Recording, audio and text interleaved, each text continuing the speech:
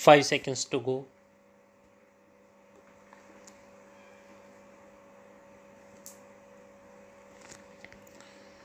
Start. Sir, at the very outset, I congratulate the Ministry of Steel and Mines for its efficient working.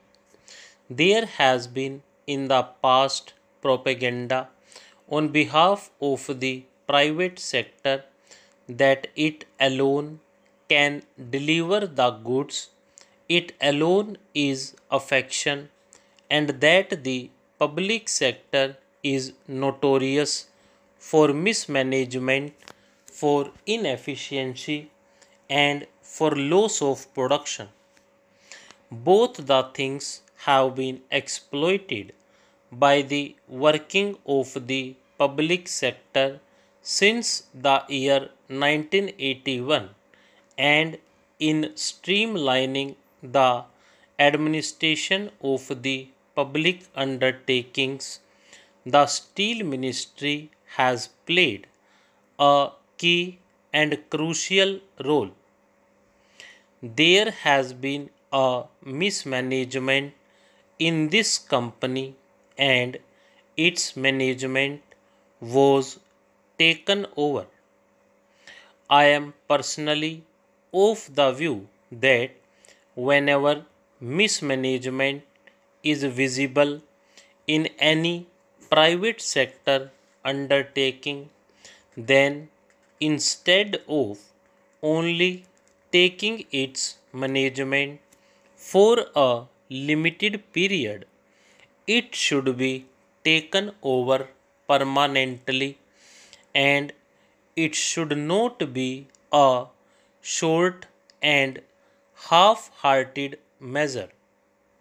The company should have been taken over, acquired, as it is sought to be done now in the year 1982 itself, once the government comes to the conclusion that the company's affairs are not being conducted in an efficient manner, and when the government has to invest funds to the tune of crores of rupees, where is the question of reserving the decision that it may go back to the same old management?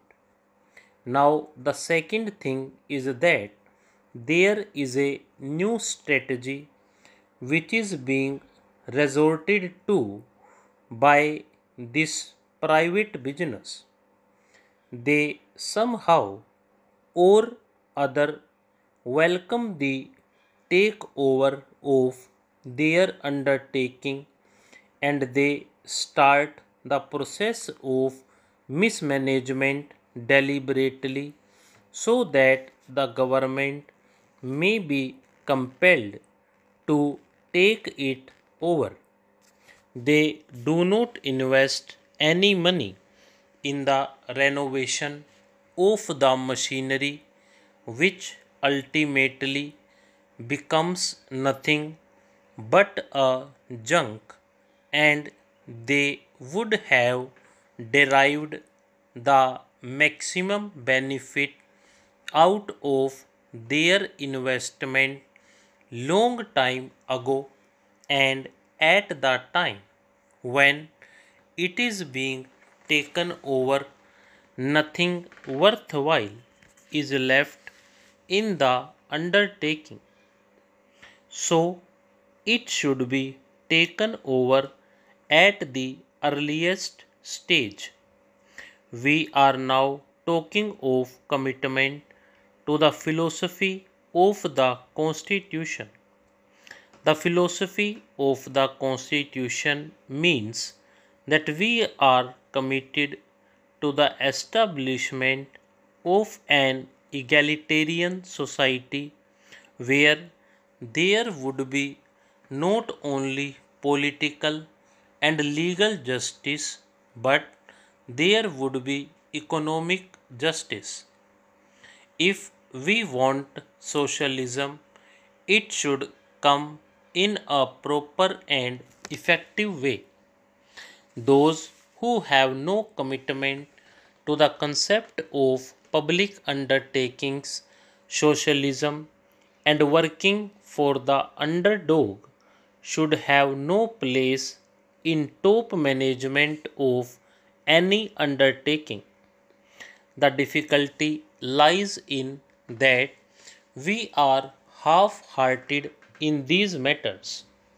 We have the mentality of private businessmen, and also we have the concept and the ideal of a public undertaking. The increasing participation of workers is the only safeguard for the success of any public undertaking in this country.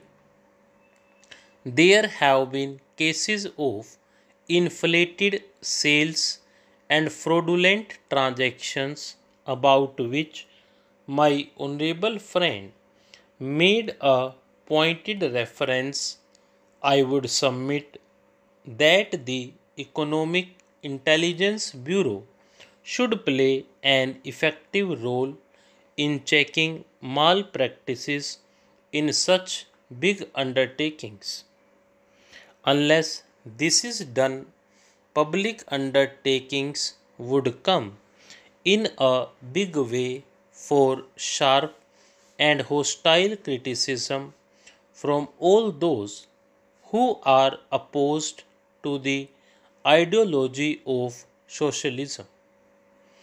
As regards 4% interest allowable on the quantum of compensation, my honorable friend has said that this is not fair. The government cannot afford to pay the same amount of higher interest as is done in the case of private sector. The constitution itself has provided that the quantum of compensation would not be justifiable. It has been done with a deliberate objective. If compensation at market value is to be paid to private individuals, then it would not be possible to take over the undertakings at all. If the shareholders have taken the maximum benefit out of their investment, they should not be repaid any compensation, and only nominal compensation can be paid. The Constitution allows legislation in that respect. I congratulate the Minister on bringing forward this progressive bill. The steel industry is the basis of our industrial structure.